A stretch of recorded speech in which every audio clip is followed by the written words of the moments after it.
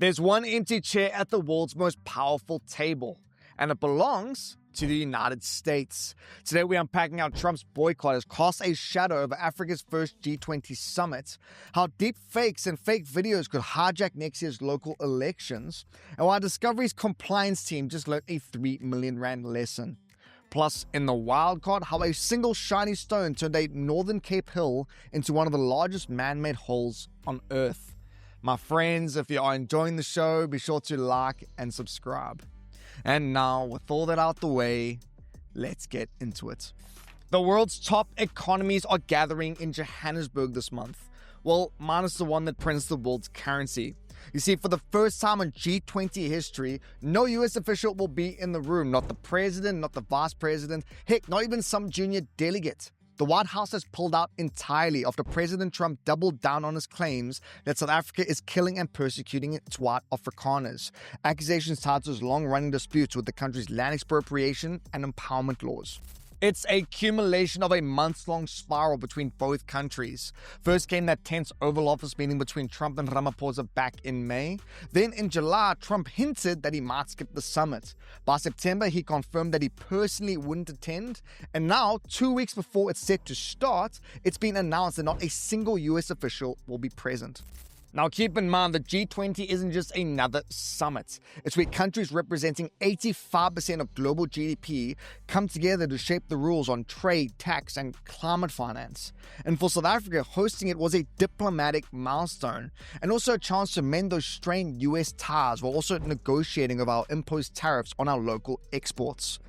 Instead, though, the world will watch as Africa's first G20 unfolds with its most powerful member missing. A summit that was meant to unite economies is now unfolding under a very visible absence. As next year's local elections loom in South Africa, a quieter danger is stalking the campaign trail, one that spreads online. Fake videos, doctored imagery, and AI-generated claims meant to mislead. Just this week, 2 Eastern Cape men were convicted under the Cybercrimes Act after WhatsApp videos they made went viral before last year's general election, threatening violence, halting taxi operations, and sparking days of unrest in Mthatha. Now, roads were barricaded, trucks hijacked, and the town essentially brought to a standstill. Both men received suspended sentences and fines, but the message is clear. The state is watching, and next year's offenders won't get the same leniency. And so across the continent, you'll notice a familiar pattern. In Kenya, for instance, manipulated video and image content circulated during the 2022 elections depicting rival politicians and compromising situations, a technique used to erode trust in candidates and institutions. And so with AI and deepfake technology advancing faster than most voters can fact-check, the next wave of misinformation won't be some crude voice notes or blurry clips. It'll look real enough to believe. And in a year when control of hundreds of South African municipalities hang in the balance, how much influence those fakes will have or how much damage they'll do is something that only time and the ballot box will tell. It's been a rough week for Discovery Bank's compliance department. I mean, the Reserve Bank's Prudential Authority has just fined the bank R3 million for missing too few many red flags. We're talking 24 suspicious transactions that weren't reported on time, over 2,000 automated alerts left unattended, and just a few too many gaps in staff training. Before you picture anything dodgy here, there's no evidence of money laundering, just paperwork that didn't move fast enough for the regulators' liking. Now, most of the fine was suspended, and Discovery has said it has already fixed the issues and tightened up its systems. For a bank that has built its brand around rewarding good behavior, the irony isn't lost. I mean, sometimes even the most disciplined need a compliance coach. Still though, with over 1 million clients and one of the fastest growing customer bases in the country, Discovery can probably afford the reminder and the R3 million bill that came with it. And before we cruise on to our Bagel Bite of the day, here's a couple other headlines worth knowing. For starters, the Government of National Unity will hold a workshop to craft a shared foreign policy after months of internal tension. The DA and Freedom Front Plus have blamed the ANC's dominance for the strained US ties and Trump's recent tariff backlash. The Foschini Group reported a 12% rise in revenue, but a 9.9% drop in operating profit as costs and discounts ate into margins.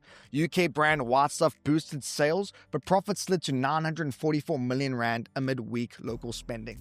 And DA leader John Steenhuisen has asked President Ramaphosa to replace Environment, Forestry and Fisheries Minister Dion George with party spokesman Willie Okamp, citing underperformance. Now, the presidency confirmed discussions are underway, but no final cabinet changes have been announced.